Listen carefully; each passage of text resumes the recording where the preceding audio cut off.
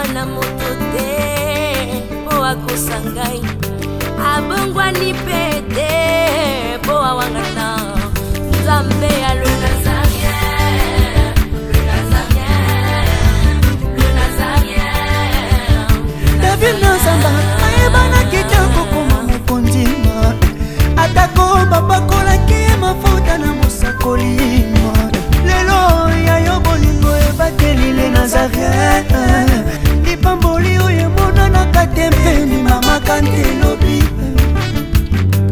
kolapie mapapu masopi mafuta tokokisi ena elongo na nzambe oyo babenga na makomi Jésus. Donc na kati ya ndoto soki mutu azwi ndoto eza na vi na ye mobimba na kati. Donc kolinga te ke loko ya yo oyo eza na vi na yo okende opesa na maboko ya mutu mobo eza likabo na ye te akoboma yo.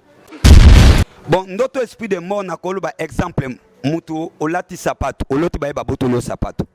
Boyebi te sapato eza vie soki okende Bible eza évangile. Monte solo bike baboto linga sapato bataki mbangisa basambela makolongulu.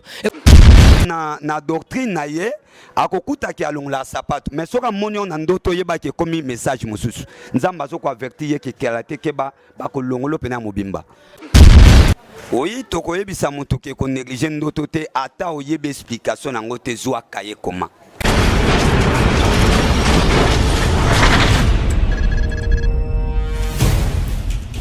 Panzali solo yo muto zui événement oya le 13 novembre na 21h. Le 13 octobre oya le kaki ezalaki anniversaire ya les Nazarien. Mais le 13 novembre oya Shalom bana na sambe ya mondi mobimba oyo bolandaka biso na chaîne les Nazariens, les Nazariens, les Nazariens. Tikana fongola bino le 13 novembre 2016. Journée ezaka moko kande boyo kana. Bana na nzambe. Ezali mokolo ya motama. Hein? Ya leki na bino. La sœur Tufani Mokwa. Eza anniversaire ya Yaya Nabino. La sœur Tufani Mokwa. Ndeko na yo. La sœur Tufani Mokwa. Hein? Oh, yemoka bilenga ke moto simple. La sœur Tufani Mokwa. Donebi ko sepela na ye. Bona ozana basana nzambe wana en direct. Le prophète Josué le 13 novembre na kozala wana Ngai prophète Boaz na kozala. Ponga prophète Dada na kozala. Na anniversaire oyo et tozi occasion to kozala ensemble mokolango. Le 13 novembre na 21h juste. Bana ya France, Italie, Angleterre, Londres, bino nyuso bolandaka biso na lobi Na 21h, na 21h. Olenge prière En direct. Belle France En direct. prophétie Basakoli bakosakola en direct pe tokolimbola bandoto. En direct. nyonso ekozala mokolango wana En direct. Tolinga toyebisa bino bato nyonso baza na ba problème. Eza problème ya ndenge nini na mokolo wana bobenga tokozala disposer mpona bino molimo na nzambe ya kosala. Obengi na problème na yo représenter ko expliquer en détail te me biso moko to kopesa o prophétie exacte po yeba ke Yesu ayebi makambo nyonso. Na yango bien aimé. Benga. Na ba numéro ozomona wana. Eza sur WhatsApp. Obengi na Facebook Tiffany Mokwa, na Messenger, na ba Imo, na ba réseau nyonso yo yebi wana. Pona ozana ba sana nzambe wana en direct. Qui sait parfois le 13 novembre et à mukola lobiko na eza mukolo nkola lobelo en direct. Basena nzamba na ba osakola. Prophète Dada olbi osakola en direct. Prophète Joshua lobi akosakola pa kosambela ba guérison miracle salema en ligne donc tango bengi nzambe tellement yebio. Arobeta listolo na yo. Hein? Et ça la bien dans Nandimi, na lingi, na sepeli. Na fêté une année nangai pe 3 ans les Nazariens le 13 octobre to poussi yango poto fêter yango en Christ mais yeba soko zui 1 plus 3 pour ça le 13 1 plus 3 et ça combien 4 nous avons les Nazariens pe kokisi nini 3 ans une année depuis ce baptême isusu na bambou la sœur Tiffany Mokwa la humble servante de Dieu donc c'est combien 4 na nyonso totali tolbi te elinko lo baboyi Yesu Masia aza moto minei na moto. Le feu de Jésus-Christ et Rosanna Bandak Nabino les 13 novembre na 21h juste. Que Dieu vous bénisse. Ciao.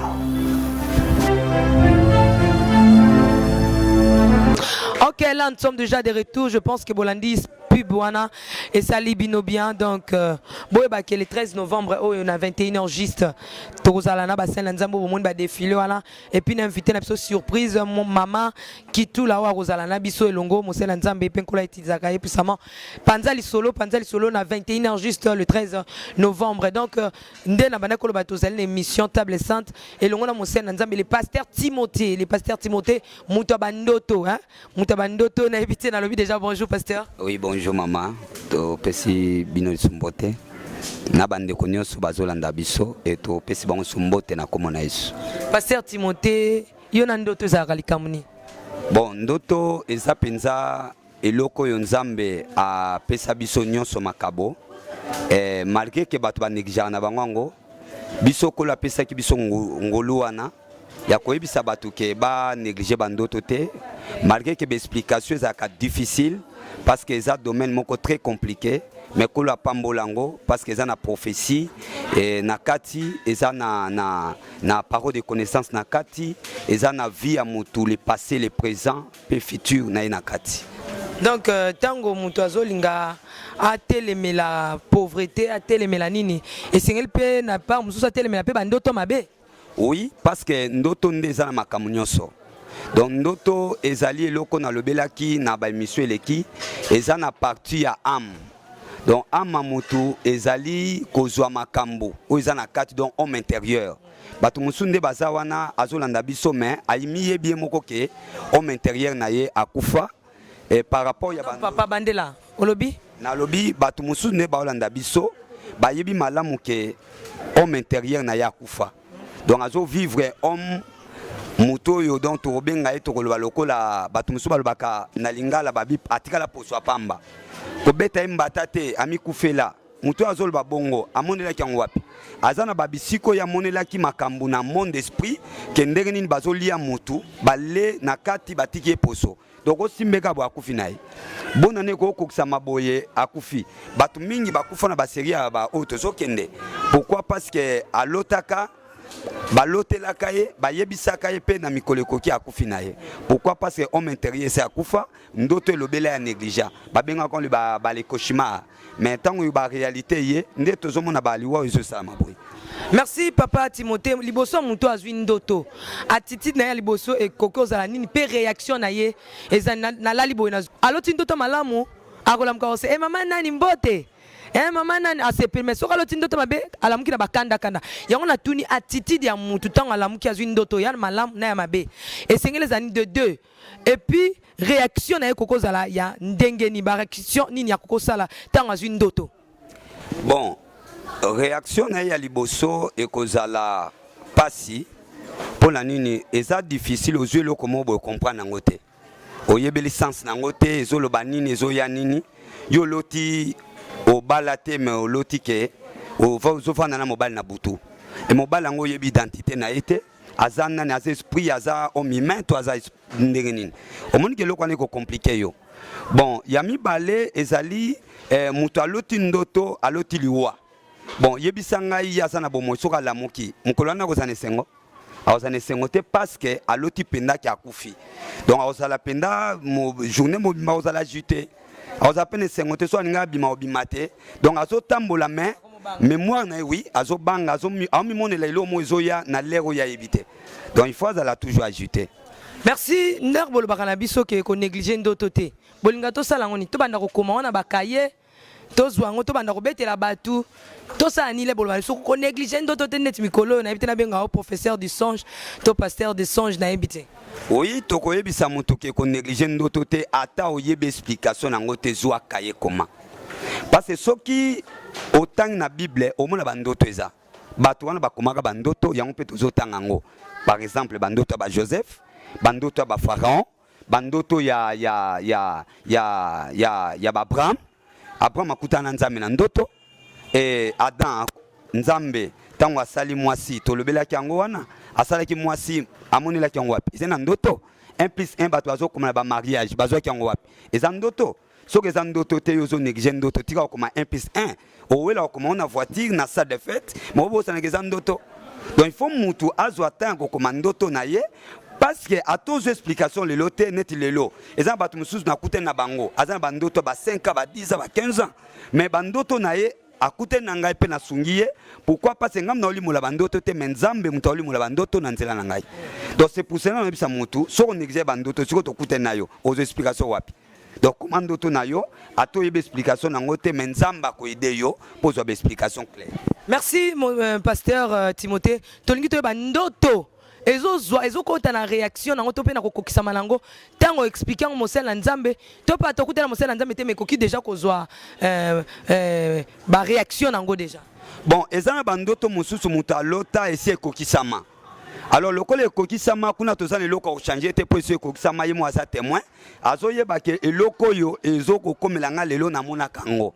Mais ma bezalini ni po azali na muto ko orienter yete parce que na vie ezana biloko mi satu oyo ekozanga te mo nzambe na délivrance so muto azui délivrance après délivrance il faut orientation il faut ba principe eta musaye mais yo siko ozui ndoto ozana orientation te ozana ba principe te ozana ba directive te alors eloko ni ekino bimisa yo po épargner so ezali loka mabe po elongwa po eloko malam ozela na kimia. Donc biloko mi balé et la rabiso ya bandoto yangwana moto na nzambe na yoka ko loba ko tsakoloba ken lolenge muta négligeaka prophétie te a négligeaka nini te a négliger pe ndoto te lolenge moko langi na tuna motuna na ye pa pasteur wa bando lusakola pona nga na moni yo okende poto na moni yo okende poto na baluka boyo na mosal mosusa nzamba sakoli na moni yo zoke bandundu ville na kende kuna na moni yo zokende Lubumbashi mais bazo mona ka voyage de même pe na ndoto na loti na kufa na ye pa pasteur Timothée bisinga ino ozana esprit de mort mais na baluka kuna balobi na ngai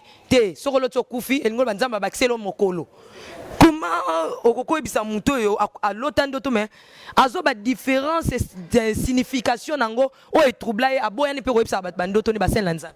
Bon problème ezali na lobaki yango déjà ne bandeli na lobaki ke ndoto bato bazwa kango mais pas si ezali d'explication alors mal orienté mal explication mabe ekoki komema mutu alemba ko tuna batu parce que okutana musala nzambo alobeli boya alobeli est-ce que talaki ko yeba keso ezali kabonae mutu na mutu azana likabo onza mapambola inango donc na kati ya ndoto soki mutu azwi ndoto eza na vie na ye mobimba na kati donc kolinga te ke loko ya yo eza na vie na yo okende opesa na maboko ya mutu mobo eza likabo na ye te akoboma yo ese soki otangi médecine nyonso elingi koloba ke il faut otanga mutu otanga libumu otanga makolo mutu na mutu aza na domaine na ye oyo atangi na médecine mutu na mutu loko aza na domaine na ye asuka na domaine oyo azali.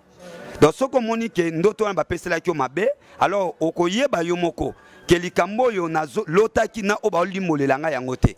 Pasteur Timothée lokoza spécialiste ya mkola salongo lia makambo bandoto ndoto ya esprit de mort ekokoza la ndenge ni pesa exemple ya ndoto ya esprit de mort oyeba ke so na loti ba marque bandoto boze esprit de mort. Bon ndoto esprit de mort na koloba exemple mutu olati sapato oloti ba yeba botolo sapato boyebite sapato eza vie soto kene bible eza évangile d'autant okoti ba yibio sapato linko ba botolo un vina yo et ton ba botolo vie ça veut dire okuta ba kokoso ko okutana nango musale sili et ton musale sili oyena ndako mwana beli yo za na mbongo to misambongo nini mais pasteur Timothée solo bike ba botolo nga sapato bataki mbangisa basambela makolongulu e koza penza mazotalisa yeke confirmation ya église oyo yo zali peneza ya solo faut tamwa makolongulu. Bon bato kimbangisa soki batambola makolongulu eza par rapport ya ndoto te mais ya doctrine na bango. Comment on peut na buto ngolo bakenza ma confirmer place aux apeneze sika malamu longola ka sapato. OK, oui, tanga moni loko wana ayeba ke na doctrine na ndoto ekokanite. Tanga okota na doctrine na ye akokuta ki alongola sapato mais soka moni on ndoto yeba ke komi message mususu nzamba zo ko avertir ye ke kelate ke ba kolongolo pena mobimba. Toke un exemple muto azam konzi soki neti balingi ba longola na kibo konzi na ye na exemple mukia spécialiste le professeur de songe voilà c'est longa bolimbisa ezo matanga kaka bongo akoyeba ndenge nike na ndoto balingi ba longola nga déjà na bokonzi oyo na komo kende. Bon nzambe eloko nyonso ya lobaka o ya salaka muto azwaka ndoto muto ayebaka esika nini azuli ndoto pe eloko nini ezoyela ye. Donc chaque vie na biso mutu nyonso ezala mokonzi ezala politicien ezala mwana nzambe musali na nzambe eloko moko so ezobunga na vie na yo moko omonango. Mais ata omonango eloko ekozala pasi omoni na yo moko yeba te ekoyelo ndenge nini. Mais ezosenga sikoyo espère ya matière ayebisa yo ke ta makambo ozoke nango yo ya boye. Nakopesa exemple moko. Tango Pharaon na Genèse chapitre 41 azomona seti masango ezolia mususu seti ngombe ezokolia bangombe ya kitoko, est-ce que ayebaki makamni yokomela ye aloti ndoto mais ayebite koya ndenge nini. Nzoka David pe na vie na ye akutana pe na makambo akutana nango nzamba alobaka na kobeta David pendant 7 ans akoganye guerre te. 7 ans ya nzala, 7 ans ya malade. Alors yo David pona parce que nzamba obeta yo. David alobi ke na kondimate maladi ekotelanga pona okoma faible. Non, na kondimate nzale ekotelanga parce que population yambanga ekolembanga. Na kondima pete banguna nanga balonga nga pendant guerre parce que so ba memenga esclavagisme ezala passe. Mais na kondima ke maladi ya parce que malade ezalo kwa na kimena loboko ya nzambe. Tanga komona biso tozobela nzamba yoka mawa. Omoni? Siko eloko wana ezolakisa ke David akimena loboko ya nzambe. Alors, yami balé na koloba Pharaon. Aloti na ye ndoto na ye aye moko. Eza ye. Bon, akoye pe oluka explication te. Mais eloko mo ezo senti ke na lota ba ndoto mais ndoto pena na zui olukelanga makambo. Ozomona ke roi abani komi se déranger que na benga ba juge, ba sage, ba magicien, ba féticheur, ba astrologue pour ba lobelanga ndoto nanga. Mais malgré ça muto azala quitté. Pourquoi? Parce que domaine wana ezala quitté. Na se plaque siko yo parce que ba magicien ba boyi na bango. Ba bi keza domaine na bisoté. Na se plaque siko ko ba astrologue batala bat maboko mekuna ba moni penda elo côté. Yango to ko ebisa bandeko. Tika eloko na yo ekuta na domaine où eza vrai où nzambe apesi esunga yo sinon pas oko risquer yango moni Pharaon aboyi a risquer na ndoto na. Merci beaucoup. Est-ce que ça na ba différence que bandoto ba chrétien ba zoreza la couleur ou bandoto ba pagano ba zorapeza la couleur ou mingi ba chrétien ba lota mingi boye soit ba mili masanga la kaka ba kuita lota ka bandoto mo boye flou mais ba chrétien tellement ba toni disama na molimo ko ba lota ya bo ezali. Bon, na kolobelo komoko ndoto ezana bokesenité mais muto ako kopesa bokesena ngo nzambe. Ndoto yaka na ndenge moko po ezelo na ye mais selon ekoyi ko changer modèle c'est le coup du muto. Na lolenge ni l'écouter lié azana mokili to azana bonzambe. Okoza pe za mokili muto azana mokili mais azana muto akuna ma nzambe. Mais tant on ende na nekokite akoza pe ndoto eleki muto azosambela. Donc wana ezaka mystère nzambe. Mais soki azana muto akona mate ndoto na yeko lakisa yeke yo pona mate le felo. Merci, nous sommes pratiquement, nous descendons vers la fin. Il y a une surprise, mon seul Nzambe. Est-ce que ça n'a d'autres mots pour expliquer et bien soit mon tout. Attends que Joseph B. Alba qui dit on a la limbola des Nzambe. Yo bien d'autres mots et tout ça pour nous dire awa na limbola mais oh. Bon, à des fois d'autres ça facilité. Il a connu ce yaki zagamakasi. Tango comme la kabiso mutabengi abiso que nota ndoto na loti. D'ailleurs, oyebi famille na été école na été akola ndenge ne poko expliquer on ndenge. Mais ezalaka difficile soko zongi et pas nzambe. Oyebi se école tala mwana na yo ndoto aloti. Yemo kwa ko ebisa yo ko mitumisa teta l'explication na ngoya. Directement na ko ebisa ye zala kimia passe école so pesa explication pour pesa sumani. Alors tant nzamba zo ngo za suma kasite mais so pas na chose za mais so kutana na bakana. Oui to kutana kanango tango nango ndena lobike tango ezana na maboko nanga eza makasi mais tango nakobelela yawa lobaka ndoto eza su makasi.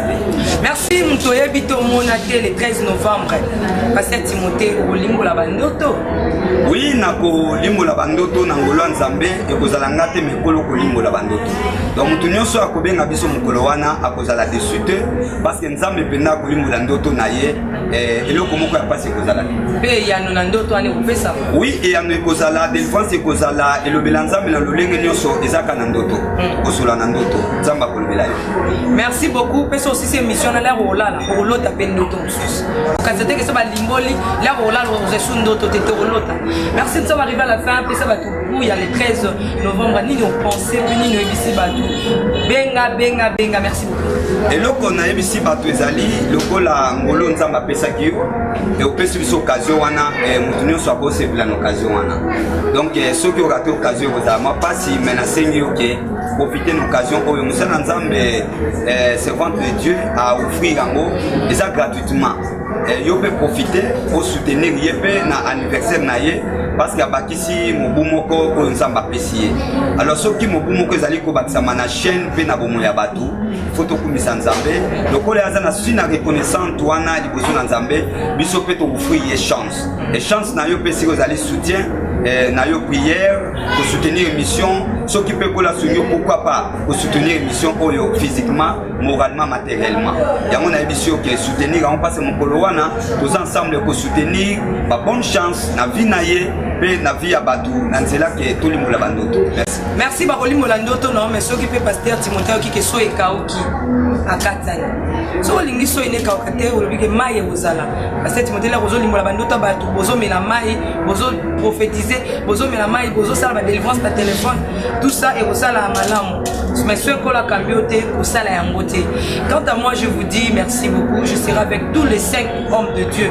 Moi c'est Osaka Moro mais 4 bassins na nzambe na Osana loba na zipami ngape na yana ndoto na pasteur Timothée alimbola ndoto na ngana kala na bomba ya ngala ko balimbola ngo. Je vous aime beaucoup, ciao.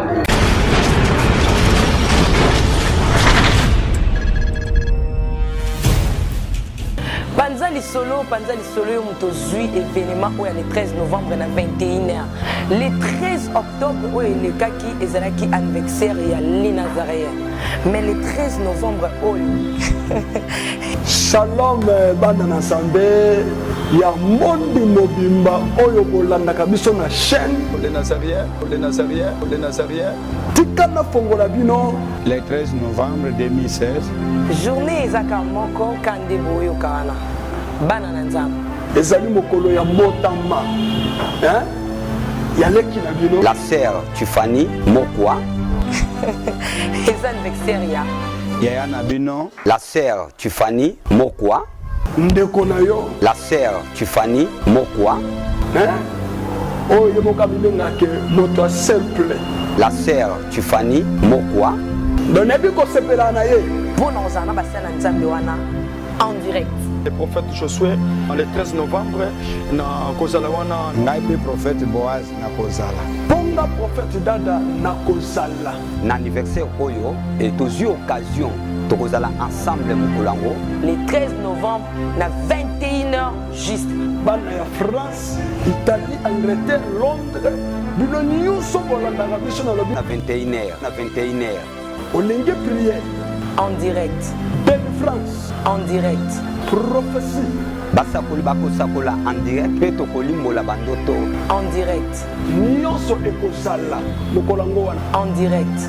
Tolinga toyebisa bino bato nyonso baza na baproblème eza problème ya ndenge nini na mokolo wana bobenga tokozala dispose mpo na bino molimo na nzambe ya kosala obengi na problème na yo eprésente ko expliquer en détail teme biso moko tokopesa o prophétie exacte po yebaka Yesu ayebi makambo nyonso na yango bien aimé benga na ba numéro ozomona wana eza sur WhatsApp obengi na Facebook Tiffany Mokwa na Messenger na ba imo na ba réseau nyonso oyo yebi wana pona ozana basana nzambe wana en direct. Qui sait parfois le 13 novembre et à Mukola Lobiko na et à Mukolo Nkola Lobelo en direct. Basena Nzamba na ba Osakola, le prophète Dada Olbia Osakola en direct. Le prophète Joshua Lobi a Osakola père Osambe la ba guérison miracle salema en ligne dans temps bengi Nzambe tellement yebio. A robeta listolo na yo. Hein et ça la bien dans Nandimi, na Lingi, na Sepeli na fêté une année nangai pe 3 ans les Nazaréens le 13 octobre to poussi yango poto fêter yango en Christ mais yeba soko zui 1 plus 3 pour ça le 13 1 plus 3 et ça combien 4. Nous avons les Nazareth pour 3 ans. Une année depuis ce baptême, na bambou la sœur Tiffany Mokwa, la humble servante de Dieu. Donc c'est combien 4. Na nyonso totali tolbite elinko lo baboyi. Yesu Masia aza moto mine na moto. Le feu de Jésus-Christ et vous en avez le 13 novembre à 21h juste. Que Dieu vous bénisse. Ciao.